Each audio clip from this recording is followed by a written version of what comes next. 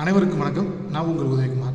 இன்றைக்கி நான் எதை பற்றி பேச போகிறேன்னா, அந்த குறிப்பாக அந்த NEP 2020 தேசிய கல்விக் கொள்கை 2020 அப்போ எல்லாருமே எதிர்த்தும் ஆதரவாகவும் மக்களவையிலும் சரி, மாநிலங்களவையிலும் சரி, நாடாளுமன்றத்தில் பேசியிருப்பாங்க.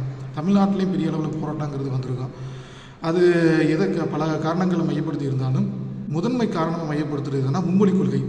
அந்த மும்மொழிக் கொள்கை எதிர்ப்புக்காக தான் பெரும்பாலும் போராட்டங்கிறது நடக்குது. அந்த மும்மொழிக் கொள்கையை மத்திய அரசு திணிக்கிறாங்க, குறிப்பாக ஹிந்தியை திணிக்கிறாங்க அப்படிங்கிற நோக்கத்துக்காக தான் பெரும்பாலும் தமிழ்நாடு அரசாங்கம் சரி பல மாநிலங்களில் போராட்டங்கள் நடக்குது. ஆனால் சின்ன சின்ன அளவில் போராட்டங்கள் தவிர மாநில அரசுகள் இதை கண்டுக்கிறது இல்லை. தமிழ்நாடு மட்டும்தான் முதன்மையாக எதிர்க்கிறாங்க. சரி, உண்மையிலே பள்ளி மாணவர்கள் இருமொழி கொள்கை மட்டும் படித்தால் போதுமா? அதாவது ஒரு ஸ்டூடெண்ட் ஆங்கிலம் ரொம்ப ரொம்ப அவசியமான ஒன்று. தமிழ் தமிழ்நாட்டில் வாழ்கிறதுக்கு ரொம்ப ரொம்ப அவசியமான ஒன்று. இரண்டுமே ரொம்ப முக்கியமான ஒன்று. அதனால் தமிழ்நாட்டில் இருக்கும்போது உதாரணத்துக்கு உயர்நிலை கல்வி, மேல்நிலை கல்வி, அதுக்கப்புறம் கல்லூரி முடிக்கிற வரைக்கும் இருமொழி கொள்கை ரொம்ப ரொம்ப அவசியமான ஒன்று.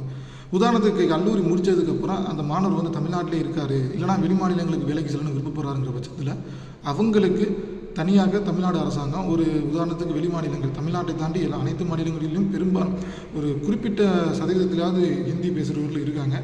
ஹிந்தி புரிந்து கொள்ளுபவர்கள் ஒரு குறிப்பிட்ட சதவீதமாக இருக்கிறார்கள் தமிழகத்தை தாண்டி.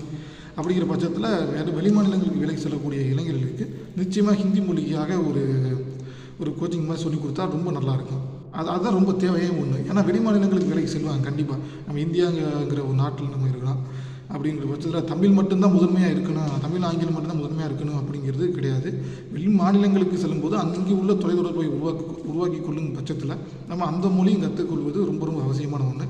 அது மட்டும் இல்லாமல் குறிப்பிட்ட சதவீதம், உதாரணத்துக்கு கேரளாவில் இருந்தாலும் சரி, ஆந்திராவில் இருந்தாலும், கர்நாடகாவில் இருந்தாலும் சரி, தெலுங்கானாவில் இருந்தாலும் சரி, இந்த மாதிரி மொழிவாரியாக பிரிக்கப்பட்ட மாநிலங்களாக இருந்தாலும் சரி, அங்கேயும் சில மக்கள், குறிப்பிட்ட மக்கள் ஹிந்தி மொழி பேசக்கூடிய மக்களும் இருக்காங்க. ஹிந்தியை புரிந்து கொள்ளக்கூடிய மக்களும் ஒரு குறிப்பிட்ட சதவீதம் இருக்காங்க. அதனால் ஹிந்திங்கிறது அவசியமான ஒன்றாக கேட்டிங்கன்னா, நம்ம தமிழ்நாட்டில் இருக்கோம் அப்படிங்கிற பட்சத்தில் அவசியம் இல்லாத ஒன்று தான். தமிழ்நாட்டில் தமிழ், ஆங்கிலம் தான் முதன்மையானது. நீங்கள் வெளிநாடு போகிறீங்க அப்படின்னா ஆங்கிலம் ரொம்ப முதன்மையானது. அதுக்காக நீங்கள் வெளி மாநிலங்களுக்கு வேலைக்கு செல்கிறீங்க அப்படிங்கிற பட்சத்தில் நீங்கள் நிச்சயமாக கற்றுக்கிட்டு தான் ஆகணும். அப்படிங்கிற பட்சத்தில் தமிழ்நாடு அரசாங்கமே அதுக்காக உருவாக்கி கொடுக்கலாம். ஹிந்திக்கு ஜஸ்ட் ஒரு 3 மாதம் தானே, 3லேருந்து 4 மாதம், அவ்வளோதான். ஹிந்தியை புரிந்து கொள்வது இன்னும் பெரிய இலக்கியம் கொண்ட மொழியெல்லாம் கிடையாது. ஹிந்தி நார்மலாக எளிமையாக புரிந்து கொள்ளக்கூடிய மொழி தான் ஹிந்தி. அதனால் அது கற்றுக்கிறது அவ்வளோ பெரிய விஷயம் கிடையாது. கற்றுக்கணுமா கேட்டிங்கன்னா வெளி மாநிலங்களுக்கு வேலைக்கு போகணும்னு நீங்கள் விருப்பப்பட்டீங்கன்னா நிச்சயமாக கற்றுக்கிட்டு தான் ஆகணும். அதனால் ஹிந்தியும் ஒரு முதன்மை ஒரு மொழியாக நினச்சி படிக்கிறது ரொம்ப நல்லது என்னை பொறுத்த வரைக்கும். ரொம்ப நன்றி.